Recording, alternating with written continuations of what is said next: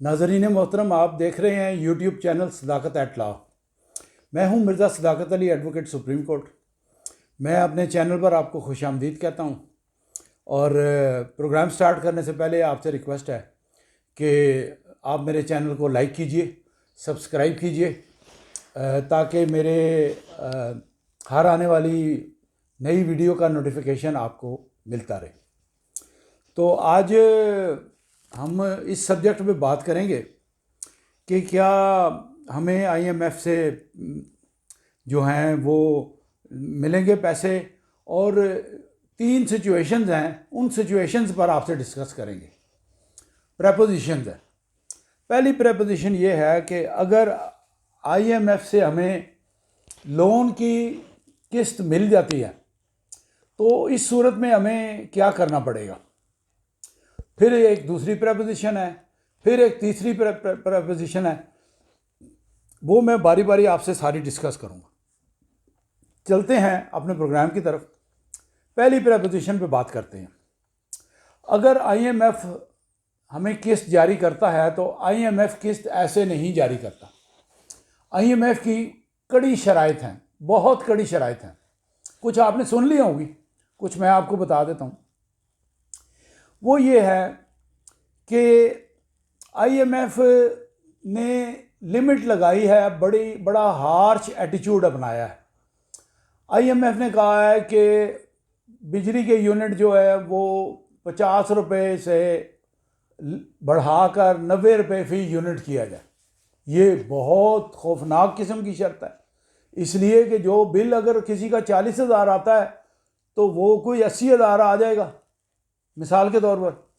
और इसी तरह पेट्रोल पर जो लेवी है वो उसको 50 रुपये बढ़ाया जाए। इसके अलावा गैस भी बढ़ाई जाए और इसके अलावा कई अरब रुपए के मज़ीद नए टैक्स लगाए जाएं। तो वो लोन हासिल करने की पादाश में हमारी गवर्नमेंट ने कुछ स्टेप्स लिए हैं, फेडरल गवर्नमेंट ने। और वो स्टेप्स ये हैं कि इन्होंने फैसला किया है कि हम एक मिनी बजट लाते हैं आईएमएफ को मनाने के लिए। यानी कर्ज की किस्त लेने के लिए इन्होंने ये किया है कि 1 फरवरी से एक मिनी बजट ला रहे हैं, और ये जो सारी इंक्रीज इन प्राइसेस है ये सारा 1 फरवरी से अफेक्टिव हो जाएगा। यानी बजट तो आता है ना 1 जुलाई से शुरू होता है, जून में मई के एंड में या जून में बनता है, लेकिन अब ये मिनी बजट में बढ़ाएंगे। वो बजट इसके अलावा होगा, उसमें अलग टैक्स लगेंगे। ये याद रखिए, आप अब मेंटली प्रिपेयर हो जाएं एक इंतहाई मुश्किल वक्त फेस करने के लिए। मैं आपको किसी खौफ में और किसी सनसनीखेज़ी में मुब्तला नहीं करना चाहता। मेरे चैनल की हरगिज़ ये पॉलिसी नहीं है कि मैं मसालेदार ख़बरें आपको सुनाऊं अपने व्यूज़ बढ़ाने के लिए, या अपनी ख़बरों में अपने वीडियोस में सनसनीखेज़ी फैलाऊं। बिल्कुल ये मेरी पॉलिसी नहीं है। मेरी पॉलिसी ये है कि मैं आपको दयानतदारी के साथ, पूरे ईमान के साथ सच्ची, मयारी और ट्रू ख़बरें आपको पहुंचाऊं। लेकिन जो सच है वो तो आपके सामने रखना है। हम बैठे किस लिए हैं? इसीलिए बैठे हैं, ये काम कर रहे हैं, वक्त लगा रहे हैं, मेहनत लगा रहे हैं आपको सच्ची बात बताने के लिए।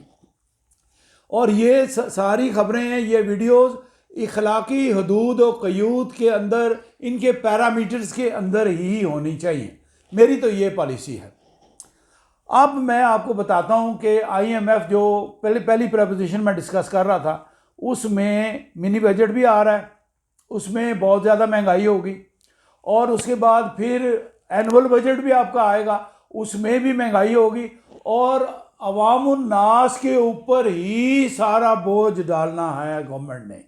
गवर्नमेंट ने अपनी कॉस्ट कटिंग नहीं कभी की। गवर्नमेंट ने अपने ऐशो इशरत के, लूट घसूट के अखराजात कभी कम नहीं किए। लंबी लंबी पार्टियां, बैरून ममालिक के 200 आदमियों के डेलीगेशन के दौरे, और लंबे लंबे एयर कंडीशनर, और बड़ी बड़ी लंबी तफसील है, वो मैं सारी डिस्कस नहीं कर सकता इस छोटी सी वीडियो में। वो नहीं कॉस्ट कटिंग करते, सारा बोझ अवाम पे डालते हैं। ये इतनी इनकी बदनीति भी है, नाअहली भी है और जुल्म भी है। भाई अवाम कितना बर्दाश्त करेंगे? अवाम की एक कैपेसिटी है, उस कैपेसिटी से बाहर तो नहीं हो जा सकते। अब आगे आ जाए, ये कीमतें बढ़ाने के बाद अब बिजली, पेट्रोल, गैस और वो जो टैक्सेस लगेंगे, इस सारी इजाफे का इम्पैक्ट जो है वो मुकम्मल पाकिस्तान की इकॉनमी पे आएगा। और उसमें एक गाड़ी से लेके, लैंड क्रूज़र से लेके, एक सुई सिलाई और एक आपकी शर्ट का बटन जो है उस तक तमाम चीज़ें महंगी हो जाएंगी। इसके लिए आप मेंटली प्रिपेयर हो जाए। और महंगी भी इतनी ज़्यादा होंगी कि आप तकलीफ़ में बर्दाश्त हो मुब्तला हो जाएंगे। और ये मैं एक बात आपको बता दूं पूरी दयानतदारी के साथ कि आपके लिए, पाकिस्तानी कौम के लिए एक मुश्किल वक्त आने वाला है। ऐसा मुश्किल और आजमाइश का वक्त जो इससे पहले कम से कम मैंने अपनी 70 साल ज़िंदगी में इससे पहले इतना मुश्किल वक्त इकॉनमी के हवाले से नहीं देखा होगा। हमारे बाद जो पैदा होने वाले लोग हैं, बच्चे हैं, नौजवान हैं, उन्होंने भी इससे मुश्किल वक्त नहीं देखा होगा, इतनी महंगाई की सूरत हाल नहीं देखी होगी। अब ये जो पहली सिचुएशन है, इसकी मैं आखिरी बात ये करता हूँ कि थर्ड बात है कि IMF ने ये कीमतों में इजाफा करने के बाद आपसे अमेरिका ने कुछ और बात भी मनवानी है। वो मनवानी ये है, हल्की सी अभी आपको बताता हूँ, अभी उसकी तफसील जो है वो पूरी नहीं बताता, क्योंकि मेरे पास एक दोस्त आया है। वो दोस्त मेरा एक तोता है, वो तोता मुझे ख़बरें ला के देता है और बड़ी मोतबर ख़बरें ला के देता है और बहुत प्यारा बंदा है वो। उसको मैं तोता कहता हूँ। वो मुझे ख़बरें ला के देता है, मैं उसका नाम डिस्क्लोज़ नहीं कर सकता किसी वजह की बिना पर, लेकिन उसको मेरी तरह पाकिस्तान के साथ बहुत हमदर्दी है। आपको भी है, सारी दुनिया को है, सबको है, पाकिस्तान के साथ जितने अवाम हैं सबको हमदर्दी है। अच्छा, अमेरिका ने अपनी शराइत मनवानी है। उन शराइत में से कड़ी शर्त एक ये है कि वो 2 अड्डे आपसे मांग रहा है। ये बात वो अपने मुंह से स्पेल आउट नहीं करते, ऐलानिया नहीं करते, ये अंदर खाने खुफिया बात है। और आपकी हुकूमत और आपके सरकारी एहलकार जो जिम्मेदारान हैं वो भी आपसे ये बात छुपाते हैं कि अमेरिका की शराइत में एक शर्त ये भी है, हमें 2 अड्डे दिए जाएं जहां से हमारे ड्रोन उड़े। और वो क्या करेंगे ये फिर किसी वक्त अगली वीडियो में आपको इसकी पूरी तफसील बताऊंगा। वैसे ये शर्त मानने वाली नहीं है। पहले भी हमने परवेज़ मुशर्रफ दौर में ये करके बड़ा नुकसान उठाया। कौमी यकजहती और मुल्की सालमियत के एतबार से ये अड्डे फराहम करना ये बिल्कुल बड़ी ख़राब बात और बड़ी ख़तरनाक बात है so far future of Pakistan is concern. अब अगली बात पे आ जाएं, वो ये है कि अगर IMF आपको लोन की किस्त नहीं देता तो फिर क्या सिचुएशन होगी, ये मैं प्रपोजिशन आपसे डिस्कस कर रहा हूँ। इस प्रपोजिशन में ये बात होगी कि आपकी बहुत सारी चीज़ें बाहर से आती हैं। मसलन आपका पेट्रोल और पेट्रोलियम प्रोडक्ट्स बाहर से आते हैं, ये नहीं आएंगे क्योंकि आपके पास डॉलर नहीं है। आपकी अद्वियात और अद्वियात के जो साल्ट्स होते हैं, जिनसे अद्वियात पाकिस्तानी फार्मास्यूटिकल कंपनीज यहाँ पैदा करती हैं, बनाती हैं, मैन्युफैक्चर करती हैं, और वो साल्ट्स नहीं मिलेंगे तो दवाइयाँ नापैद हो जाएंगी, लोग बीमार हो जाएंगे, लोगों को बहुत ज़्यादा बीमार लोगों को मुश्किलात होंगी। इसके बाद खुर्दनी तेल 95% बाहर से आता है, वो भी नहीं मिलेगा, ऑयल की भी शॉर्टेज हो जाएगी।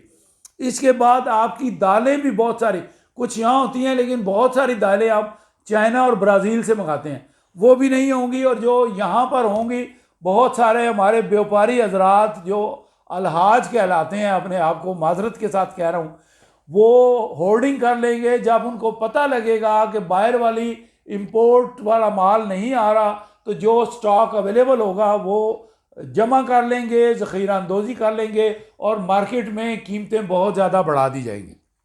ये मैं आपको प्रपोजिशन बता रहा हूँ। अब चीज़ों की अदम दस्तयाबी की वजह से वो इकनॉमिक्स का फार्मूला चलता है कि वो सप्लाई कम होगी तो डिमांड ज़्यादा होगी तो प्राइसेस नेचुरली हाई हो जाएंगी।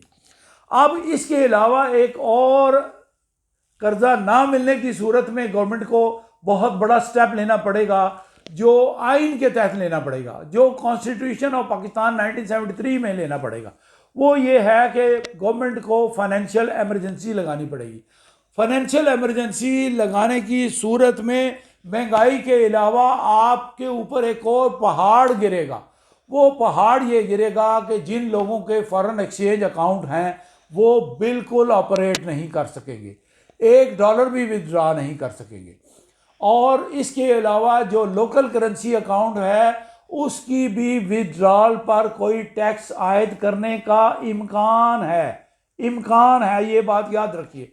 और उसकी भी एक किस्म की राशनिंग हो जाएगी।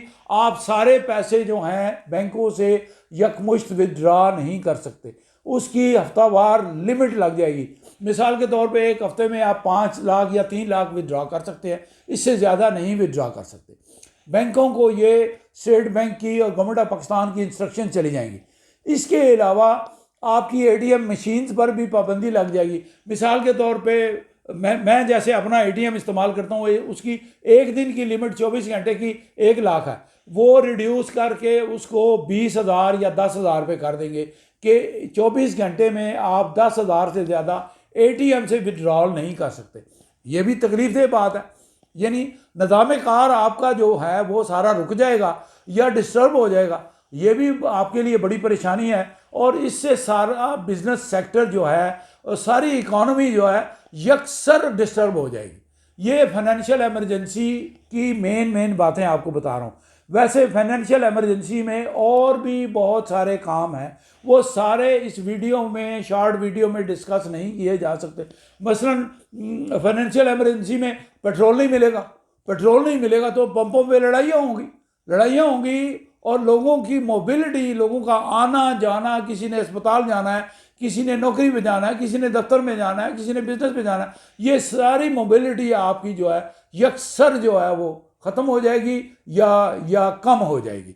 और आप देखेंगे लंबी लंबी लाइनें लगी होंगी पेट्रोल पंप्स पर, और वो भी आपको कोई 5 लीटर के करीब फी गाड़ी पेट्रोल मिलेगा।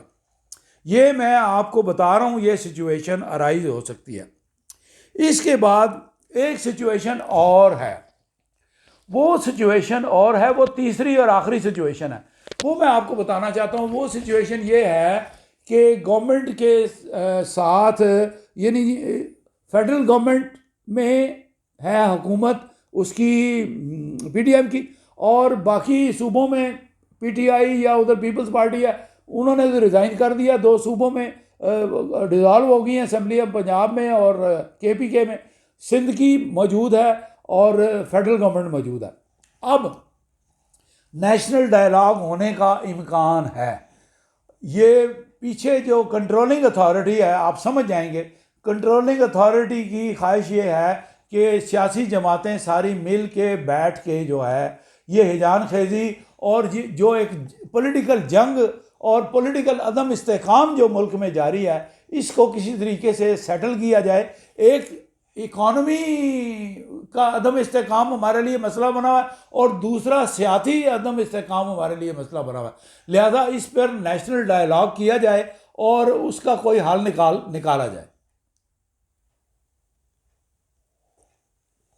अब मैं आपको बताता हूं कि इम्कान नहीं है कि इमरान खान साहब जो हैं वो बैठ के किसी एक चीज़ पर आमादा हो जाएं। उनके दिमाग में एक कीड़ा है, वो कीड़ा ये है कि मैं किसी पार्टी को फेवर या किसी के मुखालफत में नहीं हूँ, मैं सच्ची और स्ट्रेट बात करता हूँ।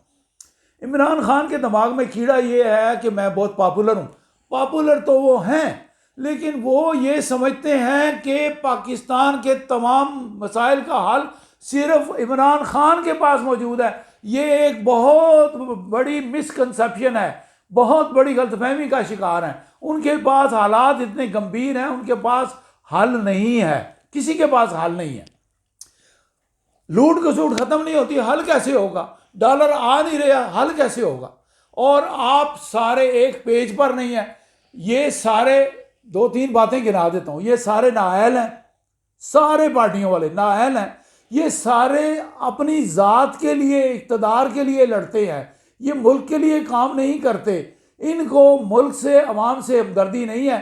नारे ये पुरकशिश मारते हैं, नारे बड़े खूबसूरत कहीं से बनवा के लाते हैं नारे, ये मैन्युफैक्चर्ड नारे, इंजीनियर्ड नारे होते हैं, लेकिन उन नारों में सच्चाई इसलिए नहीं होती कि वो जब इक़्तिदार में आते हैं तो वो नारे पीछे रह जाते हैं, अपनी लूट कसूट और अपने मफादात। अगर मौजूदा हुकूमत मिसाल के तौर पे सच्ची और सिंसियर है तो फेडरल गवर्नमेंट ने 80 वजीर और मशीरों की फ़ौज क्यों बनाई है? आप सोचें, अमेरिका जैसे तरक्की याफ्ता और सॉलिड जो जिनकी इकॉनमी है, उनके वजीर जो हैं वो कुछ 24-25 के लगभग हैं, उनका निज़ाम चल रहा है। इतने बड़े मुल्क का 33 करोड़ की आबादी है, चल रहा है, तो आप तो 23-24 करोड़ है, तो आपने 80 वजीरों की फ़ौज क्यों रखी हुई है? और किसी वक्त मैं इस पर वीडियो बना के आपको बताऊंगा कि एक फेडरल मिनिस्टर के ऊपर पर मंथ गवर्नमेंट का क्या खर्चा आता है, उसके साथ उसको आप 80 के साथ मल्टीप्लाई करें तो ये करोड़ों और अरबों रुपए का खर्चा बनता है। वो सारा आवाम बर्दाश्त करती है, वो बजट के ऊपर आवाम के ऊपर मुंतकिल हो जाता है। तो वो अगर सिंसियर है फेडरल गवर्नमेंट तो वो 80 वजीरों को ख़त्म करके वो 25-30 वजीरों तक लाए ना, नहीं करते, उनके कान पे जूं नहीं रही थी। तो अब मैं आपको ये बात बताता हूँ कि इनकी सियासी सेटलमेंट, सियासी डायलॉग के नतीजे में कोई सेटलमेंट अगर नहीं होती और लड़ाई और तशद्दुद पसंदी की सियासत और एहतजाज की सियासत, धरनों की सियासत और जलसे जुलूस और मार दाड़ की सियासत, तोड़ फोड़ की सियासत अगर शुरू होती है तो इस सूरत में तीसरी कुव्वत का इक़्तिदार में आने का कभी इम्कान है। वो फिर उसके लिए इनएविटेबल हो जाएगा। भाई ये तो बैठ के बात नहीं करते, ये तो किसी सेटलमेंट पे आते नहीं है, मुल्क को तो बचाना है, मुल्क का निज़ाम तो चलाना है, तो फिर इसको ऐसे नहीं छोड़ा जा सकता। फिर तीसरी कुव्वत जो है वो आके मुदाखलत करेगी और टेक ओवर कर लेगी। इसके साथ जुड़ी मज़ीद डिटेल्ड ख़बरें जो हैं वो मैं आपको बाद की वीडियो में बताऊंगा। अभी मुझे ख़बरें आ रही हैं, मेरे तोते ने मुझे यही बताया है कि आज आपने सिर्फ वीडियो में ये बताना है। और एक बात रिपीट कर दूं कि पाकिस्तानी कौम पर मईशत के एतबार से नहायत मुश्किल तरीन वक्त आने वाला है, उसके लिए आप ज़हनी तौर पर तैयार रहिए। मेरी दुआ है अल्लाह आपको सलामत रखे, अल्लाह मेरे पाकिस्तान को सलामत रखे, आपकी भी खैर हो, हमारी भी खैर हो, हमारे मुल्क की भी खैर हो। आपसे इजाज़त देते हैं, फिर मिलेंगे एक नई वीडियो के साथ, नए प्रोग्राम के साथ। टिल देन अल्लाह हाफिज़, अस्सलाम।